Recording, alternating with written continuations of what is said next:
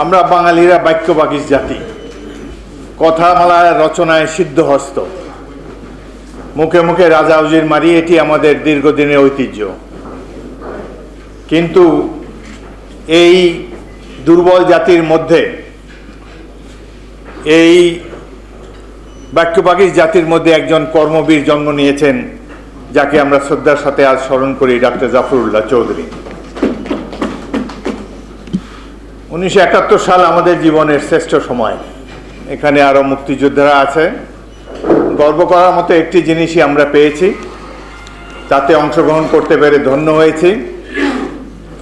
1971 সাল ছিল এক অদ্ভুত সময়, যেখানে প্রতিটি মানুষ উজ্জীবিত ছিল, উদ্দীপ্ত ছিল। প্রত্যেকটি তরুণের বাসনা ছিল দেশের জন্য জীবন উৎসর্গ করবে। এই ধরনের এক সময় এপ্রিল মাসে আমি যখন যুদ্ধরত ছিলাম, মার্চ মাসের 30 তারিখে আমি যশোর ক্যান্টনমেন্টে বাঙালি সৈনিকদেরকে নিয়ে বিদ্রোহ করি। ওই ক্যান্টনমেন্টে আমি ছিলাম একমাত্র বাঙালি বিদ্রোহী অফিসার।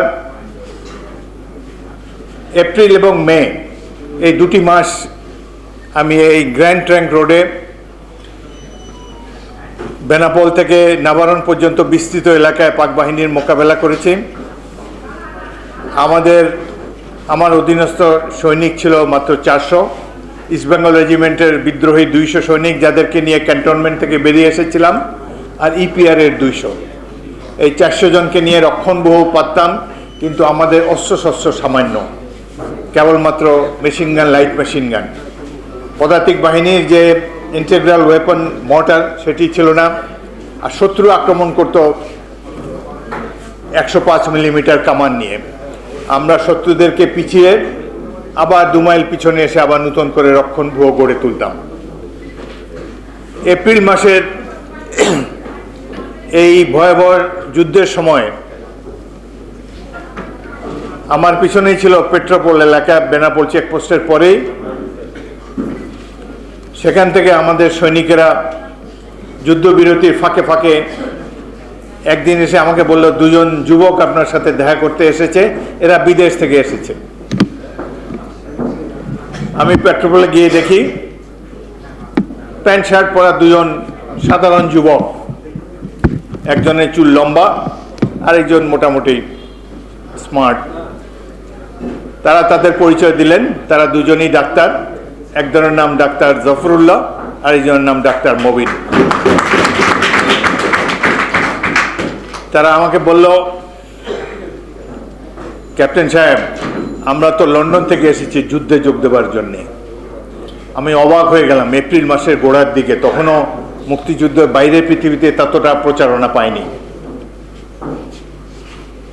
ডাক্তার জাফরুল্লাহ বললেন যে আমরা দুজনেই ডাক্তার।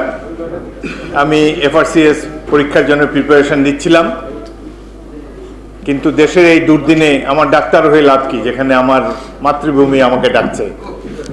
স্বাধীনতা যুদ্ধের এই যুদ্ধে যদি আমরা অংশগ্রহণ না করতে পারি, বাঙালি জাতির ইতিহাসে স্বাধীনতা যুদ্ধ তো এটাই যুদ্ধ, তো আমাদের জীবদ্দশায় তো আমরা এই সংগ্রাম আর পাবো না। সেই জন্যই আমরা শুধু লন্ডন থেকে এসেছি। আমরা কি করতে পারি? আমরা আনন্দ উৎফুল্ল।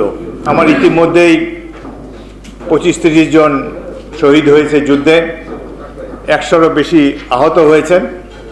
আমাদের ডাক্তার খুবই প্রয়োজন। ভারতীয়রা বনগাঁ হাসপাতালে চিকিৎসা দিত, যেটি আমাদের জন্য যথেষ্ট ছিল না। আমি তাকে খুব অনুরোধ করলাম যে ডাক্তার সাহেব, আপনি আমাদের সাথে থেকে যান। বাংলাদেশের সব চেকপোস্ট তখন ফল করে গিয়েছে, কিন্তু বেনাপোল আমি ঠেকিয়ে রেখেছি। গ্র্যান্ড ট্র্যাঙ্ক রোডের উপরে আমাদের বাংকার করা, দুদিকে বিল, সেই বিল খোলা এলাকা অতিক্রম করে আমাদেরকে পরাস্ত করা কঠিন।